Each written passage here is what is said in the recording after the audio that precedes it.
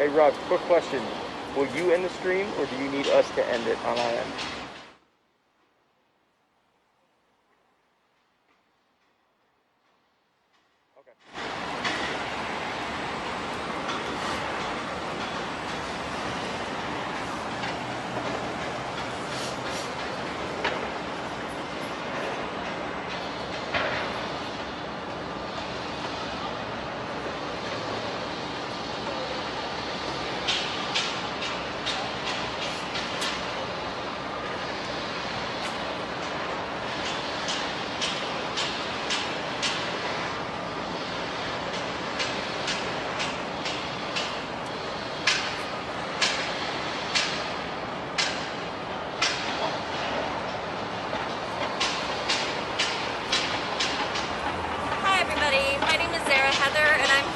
NowThis in Dallas, Texas.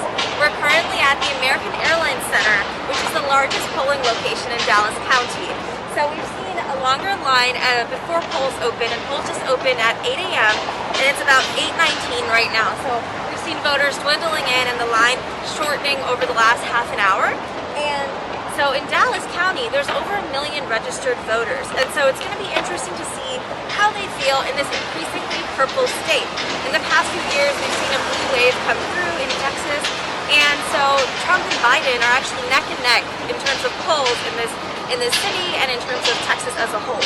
So Texas is actually the second largest electoral pool in the entire country. It's right after California in terms of how much power its electoral college has, and so voters here have a lot of influence.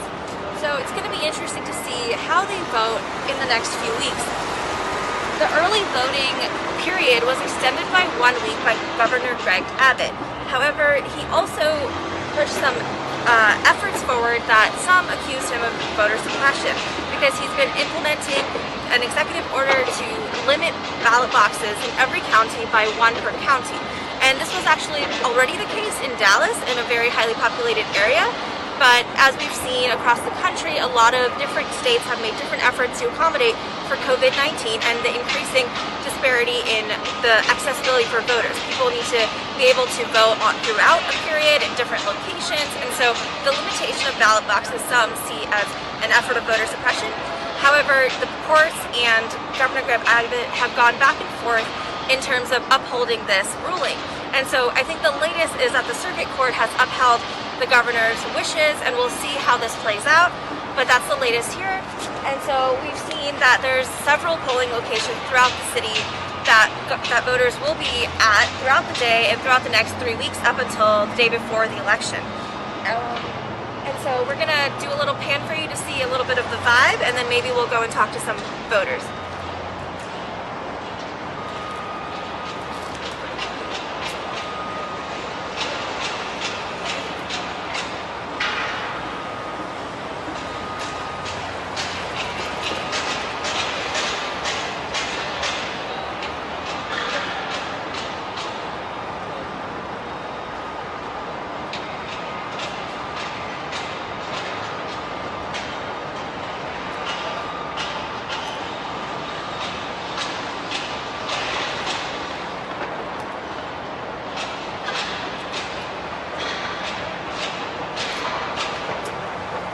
Stay tuned for more and follow us throughout the day. So again, if you're just tuning in, we're in Dallas, Texas.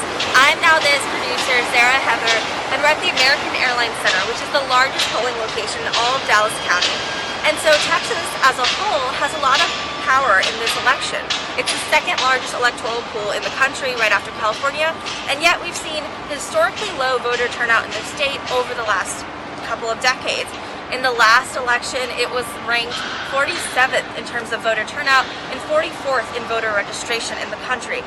And this is for one of the most populated states in the nation. So this dichotomy is really interesting, and we're going to see if COVID-19 has made that turnout even worse, or if things have changed and maybe accessibility has changed and more voters may show up.